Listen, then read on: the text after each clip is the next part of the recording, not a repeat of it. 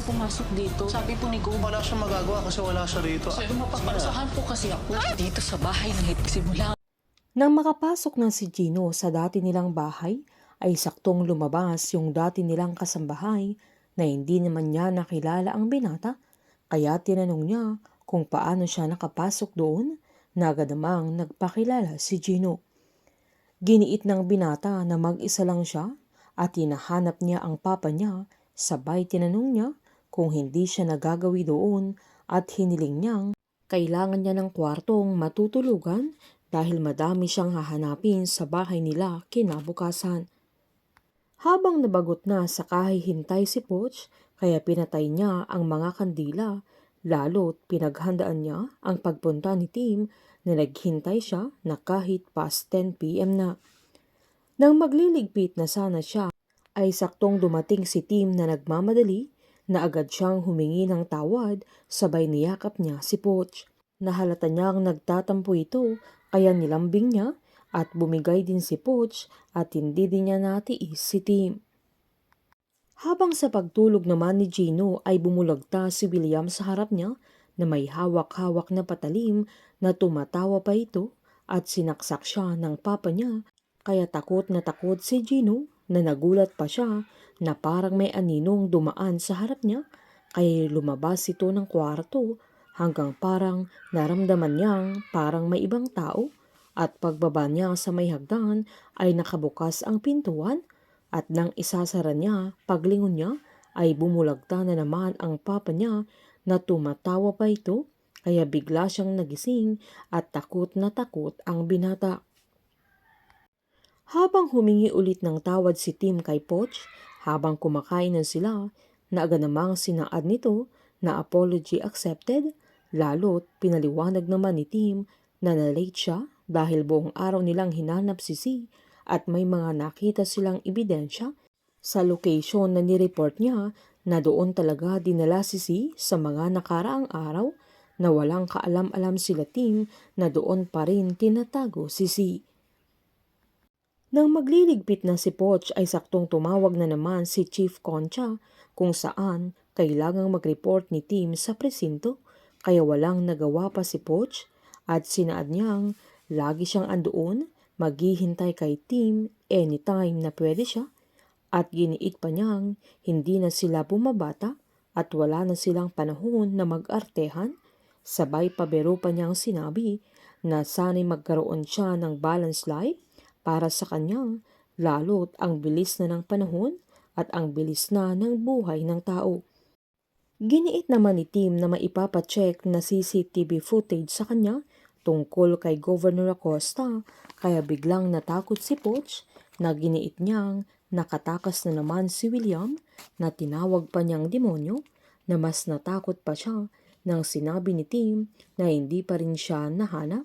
kaya tinanong ni Tim kung okay lang siya, sabay nangako siyang hindi kailangang mag-alala ni Poch dahil gagawin nila lahat para mahuli at maparusahan si William, sabay binili niya itong maglock siya ng pintuan kapag nakaalis na siya,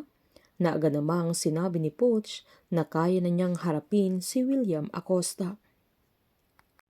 Habang inaabuso ng isang doktor ang isang katrabaho ni Roxy na gusto niyang maangkin ang katawan ng dalaga, na nangako siyang siya na ang bahala sa kanya at siya na ang mag-aalaga sa kanya sa hospital, na sobrang takot na takot ang dalaga nang saktong pumasok si Roxy. Nahalata niyang parang may mali, na kahit umiwas na ang doktor ay agad namang tinanong ni Roxy ang katrabaho niya kung okay lang ang dalaga, pero umiwas din ito. Agad namang tinanong ni Concha kung saan nanggaling ang mga CCTV footage, na agad namang sinabi ni Steves na sa mismong harap na establishment sa may facility, na sinaad naman ni Tim na sakto ang report nila Gino at Sky na based sa mga nakita nila. Giniit ni Concha na 24 hours na ang nakakalipas pero hindi pa nila nahanap si William, na parang magic ang nangyari. Pinaliwanag naman ni Tim na nakita niya mismo kung paano pinatigil ni Gino yung ambulansya at pagbukas nila ay wala si William Acosta doon. Sinaad pa niyang paano kung hindi pa talaga na ilalabas si William at nagtatago pa sa loob ng facility. Pinaliwanag naman ni Steves na posibleng mangyari ang bagay na yun, lalo chinek na nila yung buong hospital, pati ang basement na sinaad pa ni Gino na dead end talaga.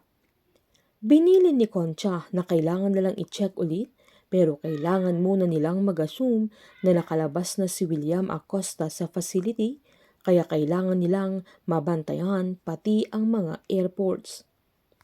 Pagising naman ni Gino kinabukasan ay saktong nadatnan niyang naglilinis yung katulong nila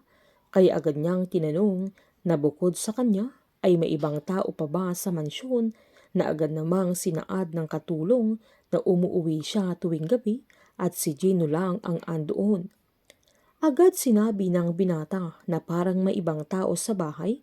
na giniit naman ng katulong na baka multo pero agad din niyang sinabi kay Gino na hindi yung multong naiisip ng binata kaya napaisip tuloy ito at nang tatanungin niya ang katulong nila kung anong ibig sabihin niya ay bigla niyang iniba ang usapan nila.